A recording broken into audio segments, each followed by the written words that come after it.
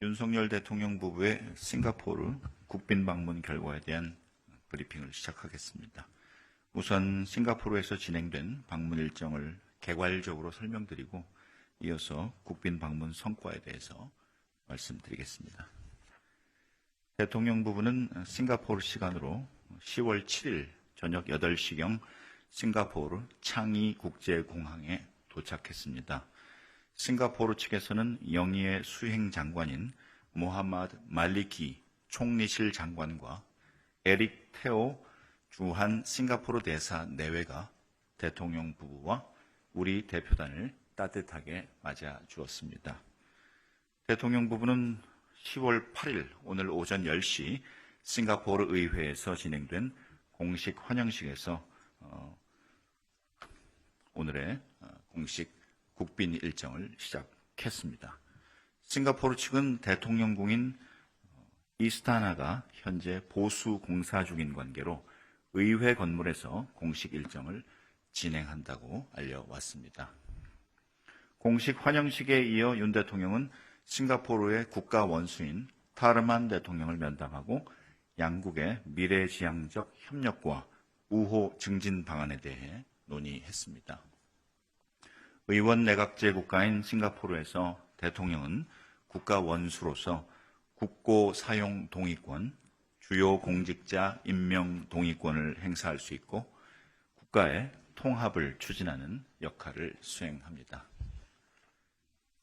대통령 면담에 이어 윤 대통령은 로렌스 웡 총리와 정상회담을 갖고 내년에 양국 간의 전략적 동반자 관계를 수립하기로 하는 등 실질적인 협력 증진 방안에 대해 폭넓은 의견을 교환했습니다.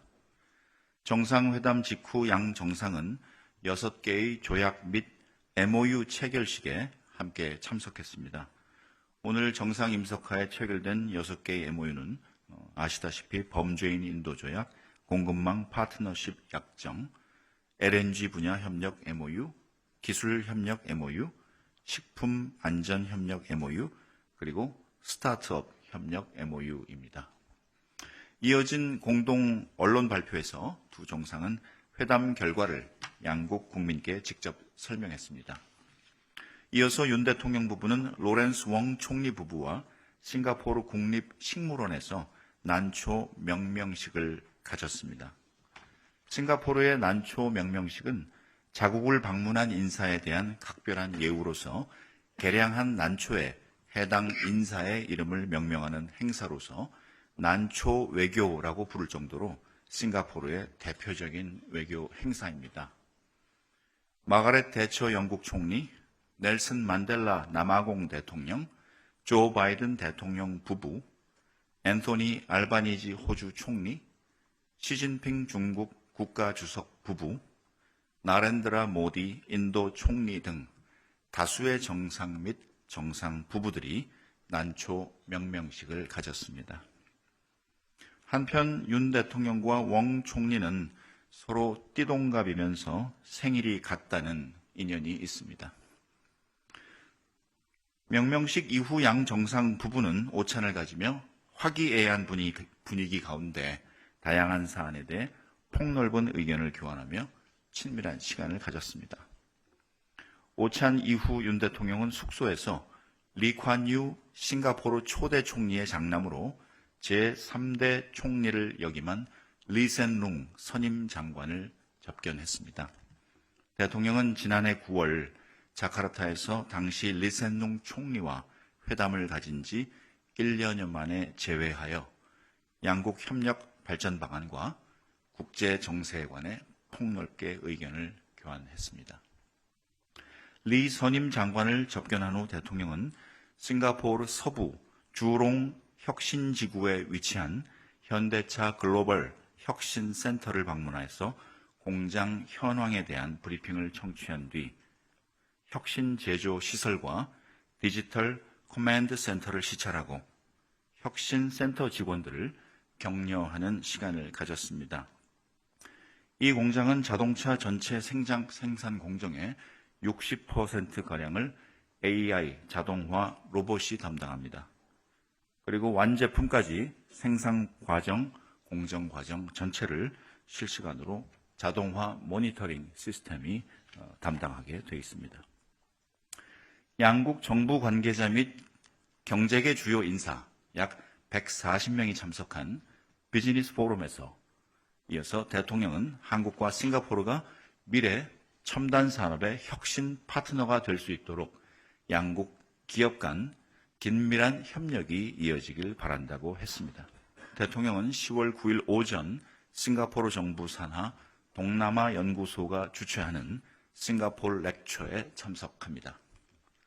싱가포르 렉처는 세계적인 권위를 가진 강연 시리즈로 싱가포르를 방문한 주요 정상급 인사들을 연사로 초청하는 프로그램입니다.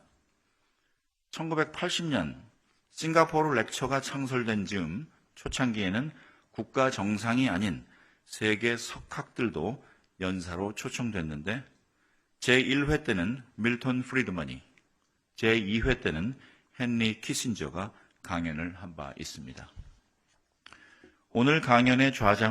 내일 강연의 좌장을 맡을 테오 치힌 선임 장관, 주 미국 싱가포르 대사를 16년 동안 연임한 외교 원로 찬 행치, 그리고 초이 싱국 동남아 연구소 소장이 대통령을 영접할 것입니다. 대통령은 연설에 앞서 이들과 환담의 시간을 가진 뒤 연설에 들어갈 예정입니다. 윤 대통령은 자유, 평화, 번영의 인도 태평양을 위한 한반도 통일 비전을 주제로 연설을 하고 이어서 청중들과 격이 없는 질의응답 시간을 가질 것입니다. 대통령은 연설에서 우리의 인도 태평양 전략과 한 아세안 연대 구상이 인도 태평양에 대한 아세안의 관점과 서로 맥을 같이 하고 있음을 강조하고 대한민국이 영내 평화와 번영을 증진하는 데 책임 있는 역할과 기여를 해 나갈 것임을 밝힐 것입니다. 대통령은 또한 8.15 통일 독트린이 추구하는 자유 통일 한반도가 인도 태평양 지역의 자유, 평화, 번영을 획기적으로 신장시키는 촉진제가 될 것이라며 이를 실현하기 위해서 국제사회와 긴밀히 협력해 나갈 것임을 강조할 것입니다. 이어서 대통령 부부는 싱가포르 각계에서 활동 중인 우리 동포 약 150여 명을 초청해서 오찬을 겸한 동포 간담회를 가질 예정입니다. 간담회를 끝으로 대통령 부부는 싱가포르 국빈 방문 일정을 마치고 아세안 관련 정상회의를 위해서 라오스 비엔티안으로 출발할 예정입니다. 정상회담 주요 결과입니다. 첫째로 양 정상은 내년 수교 50주년을 앞두고 새로운 50주년을 준비해 나가기 위한 첫걸음으로 내년에 전략적 동반자 관계를 수립하기로 했습니다. 이는 국제사회에서 양국이 자유, 인권, 법치의 가치를 공고히 하는 한편 미래 발전의 원동력이 될 AI, 디지털과 같은 첨단 미래 기술 분야에서 협력을 강화해 나갈 것임을 의미합니다. 둘째로 에너지와 공급망 협력 네트워크 강화입니다. 싱가포르는 에너지 부존 자원은 부족하나 글로벌 석유 및 천연가스 교역의 핵심 허브 역할을 수행하고 있습니다. 석유와 천연가스 전량을 해외 수입에 의존하는 우리나라로서는 이번 정상회의 계기에 싱가포르와 체결한 LNG 협력 MOU를 통해 보다 원활한 에너지 공급망을 확보할 수 있을 것입니다. 또한 이번에 싱가포르와 체결한 공급망 파트너십 약정은 기존 원자재 위주 공급망 협력을 넘어 싱가포르와 바이오, 디지털 등 미래 전략 분야까지 포괄하는 다층적 공급망 협력 체계를 구축할 수 있게 해줄 것입니다. 셋째로 양국 간의 인적 교류를 위한 제도적 기반의 구축입니다. 지난해 양국 간 상호 방문객 수는 코로나 이전 수준을 상회하여 90만 명을 넘어섰고 올해 상반기에만 벌써 48만 명을 기록했습니다. 양 정상은 이를 환영하고 1972년 발효된 항공협정의 개정 협상을 목표대로 내년까지 마무리해서 양국 간 인적 교류 확대 기반을 강화하기로 했습니다. 아울러 양 정상은 양국이 올해 7월 형사사법공조조약을 체결한 데 이어 이번 정상회담 계기에 범죄인 인도 조약을 체결함으로써 해외 도피자들의 송환을 포함한 사법 공조를 실질적으로 강화할 수 있게 된 것을 환영했습니다. 양국은 또한 인재를 키워 부존 자원의 한계를 극복한 교육 강국으로서 AI와 디지털 기술을 활용한 교육 협력 사업을 계속 모색해 나가기로 했습니다. 마지막 넷째로 지역과 국제 무대에서 전략적 공조를 강화해 나가기로 했습니다.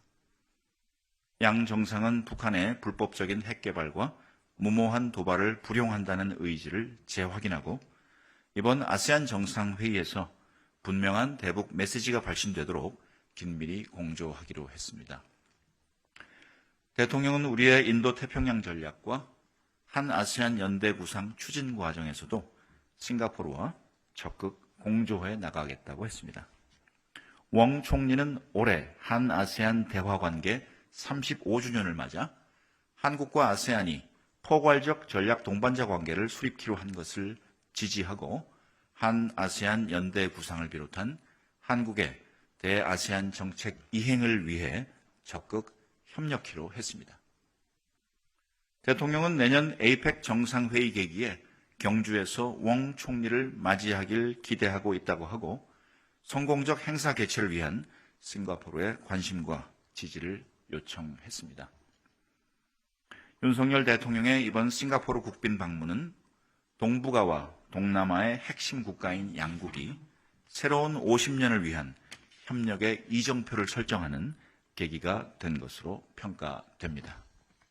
앞으로 한국과 싱가포르는 이번 정상회담에서 논의된 사항들을 충실히 이행하는 한편 내년 양국 수교 50주년을 내실 있게 준비해 나갈 것입니다. 이상 모두 발언을 마치겠습니다.